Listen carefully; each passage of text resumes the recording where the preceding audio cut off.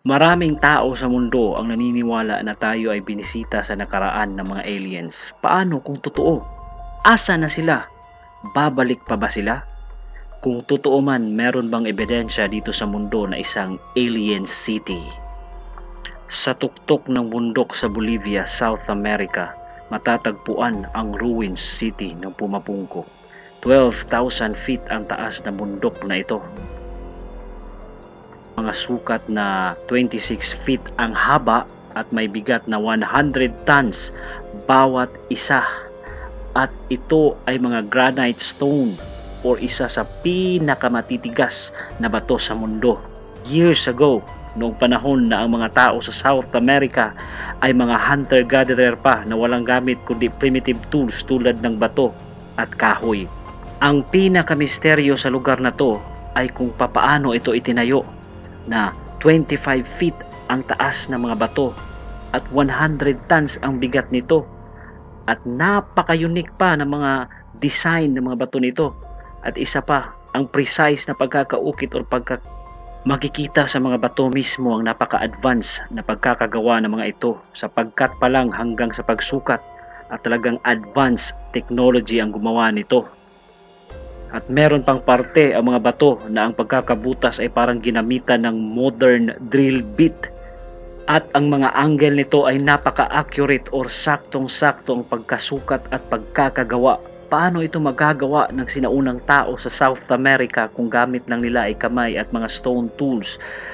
O kaya meron silang advanced technology noong panahong iyon para magawa nila ito? Pero saan galing ang kanilang advanced technology? At sinong nagbigay sa kanila nito? At higit sa lahat, sinong nagturo sa kanila na itayo ito at gawing napakaganda na parang engineer at architect ang nagpagawa nito? Sabi ng mga taong naniniwala sa mga alien na itong lugar na ito ay ginawa talaga ng mga aliens.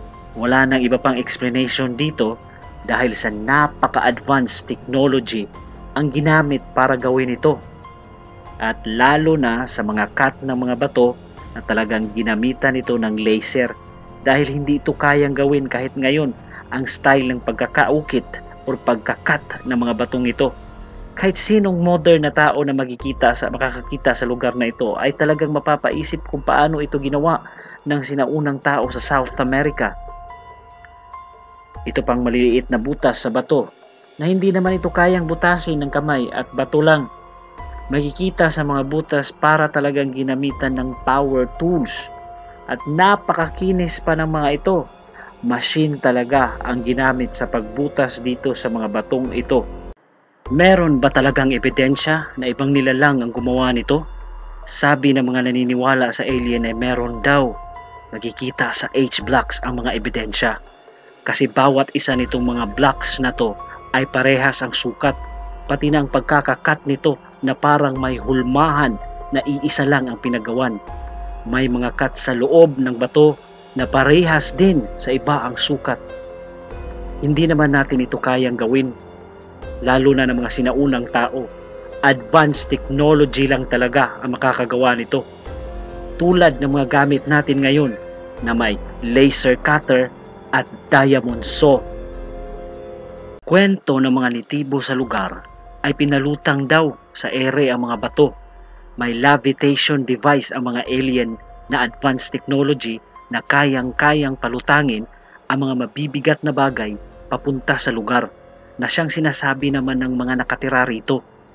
Noong 1500s dumating ang mga Spanish conquistador sa South America. Tinanong nila ang mga Inca o yung mga taong nandun, pati na mismo ang emperor ng mga Inca. Tinanong ito ng mga Espanyol kung ano ito. At silang lahat ay sumagot na hindi kami ang gumawa niyan. Hindi rin ang mga ninuno namin ang gumawa niyan, kundi ang mga Panginoon ang gumawa niyan sa loob lamang ng isang araw. May mga kwento din ng mga nitibo sa lugar na ginawa daw itong Pumapungko ng mga higante sa loob lang daw ng isang araw. Sabi pa daw ng mga locals dito na ang mga bato ay kusang lumulutang papunta sa bundok gamit ang mga turotot ng mga higante, kaya ito lumulutang. Itong turotot na ginagamit ng mga higante, ito kaya ang advanced technology na kayang palutangin ang mga mabibigat na bagay. Pero bakit wasak na wasak ang lugar ngayon? Ano ba talaga ang nangyari dito? Sabi naman ng ibang naniniwala sa alien ay baka meron daw away sa pagitan ng mga aliens at di sila nagkasundo kaya nagkaroon ng gera kaya wasak na wasak ang lugar. Sabi naman ni Eric von Daniken, isang sikat na tao sa mundo na naniniwala sa mga aliens kung ano talaga ang nangyari sa Pumapungko. Ganito daw ang nangyari. Bumisita mga aliens dito sa sinaunang panahon, nag-orbit ang kanilang spaceship sa atin at isang maliit lang na space vehicle ang bumaba dito sa mundo na parang space shuttle. Para maprotektahan ng kanilang mga instrumento o mga gamit, gumawa sila ng base camp. At pagkatapos nun ay umalis na sila. Tapos dumating ang mga natibo sa lugar. Hinawakan nila, namangha sila at sinabing gawa siguro to ng Diyos at naging holy place na ang lugar. At pagkatapos, ang mga natibo sa lugar ay gumawa ng temples at altars na kapareha sa Pumapungko at sinamba na nila ito. Hanggang dito na lang, abangan ang susunod na kwento ng mga aliens dito sa mundo. At huwag kalimutang mag-subscribe at i-click ang bell button para sa susunod na mga kwento.